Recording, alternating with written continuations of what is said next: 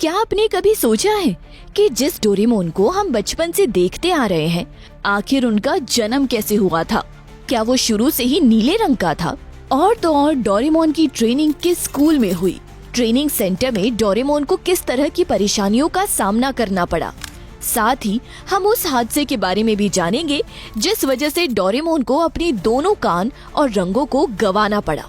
यकीन मानिए, इस वीडियो में डोरेमोन के जन्म से लेकर नोबिता के पास पहुंचने तक के सफर के अलावा आपको कई ऐसी बातों के बारे में पता चलेगा जो शायद ही आपने इससे पहले कहीं देखा या सुना होगा। तारीख थी 3 सितंबर 2112।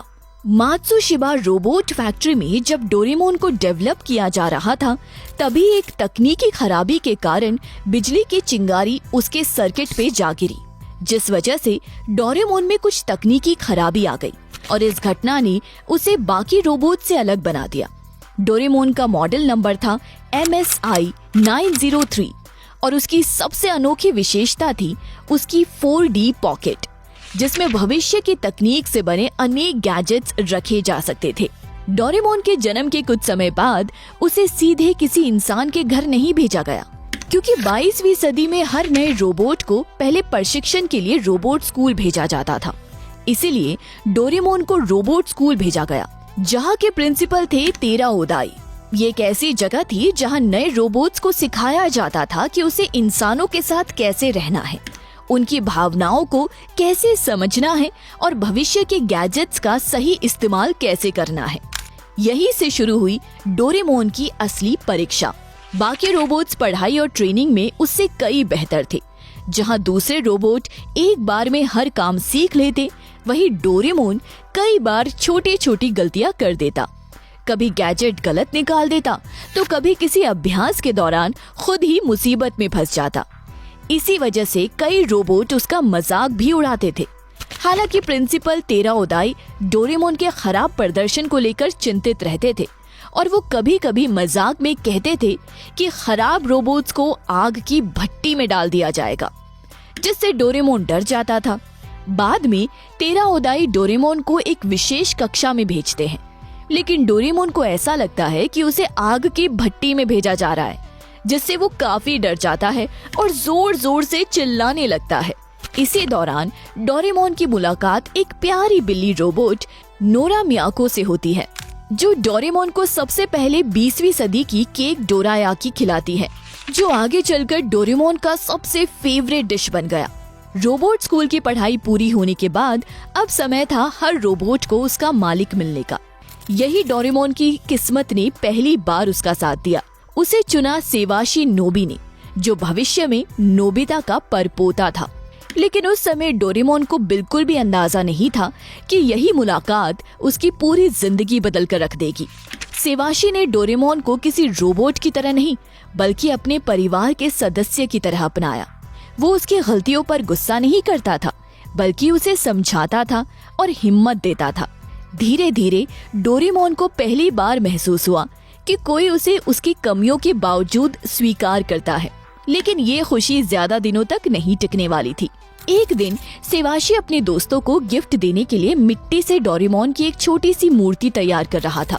मूर्ति लगभग बन चुकी थी, लेकिन उसके कान बिल्कुल असली डोरेमोन जैसे नहीं लग रहे थे। तभी सेवाशी ने एक रोबोटिक चूहे को आदेश दिया कि वो मूर्ति के कानों को सही आकार दे। लेकिन वो रोबोटिक चूहा आदेश को समझ नहीं पाया और सीधे सो रहे असली डोरेमोन के पास पहुंच गया।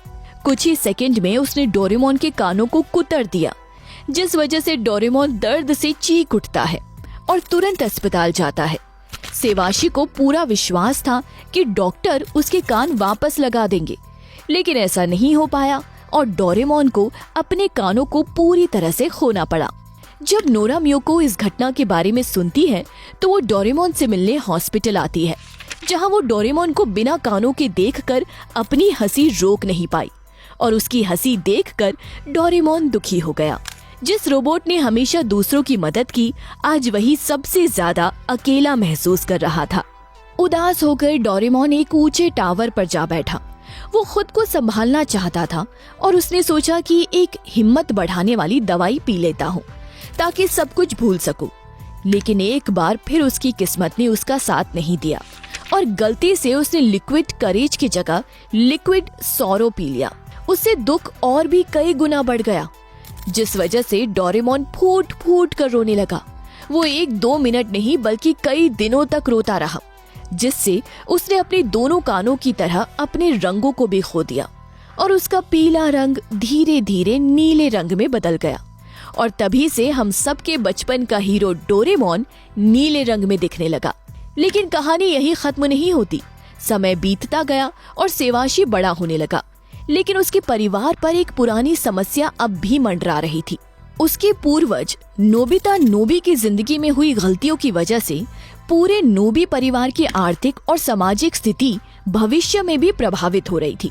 सेवाशी जानता था कि अगर अतीत नहीं बदला गया तो आने वाली पीढ़ियां भी उसी परेशानी का सामना करती रहेंगी। तभी उसने एक ऐसा फैसला लिया जिसने डोरेमोन की पूरी जिंदगी बदल दी। उसने तय किया कि वो डोरेमोन को 22वीं सदी से 20वीं सदी में भेजेगा ताकि वो छोटे नोबिता की मदद कर सके। लेकिन ये सिर्फ एक मिशन नहीं था। सेवाशी अपने सबसे अच्छे दोस्त को खुद से दूर भेज रहा था, क्योंकि उसे विश्वास था कि दुनिया में अगर कोई नोबिता की जिंदगी बदल सकता है तो वो है सिर्फ डोरेमोन। डोरेमोन के लिए ये फैसला आसान नहीं था, क्योंकि जिस परिवार ने उसे अपनाया था उसी से दूर जाना पड़ रहा था।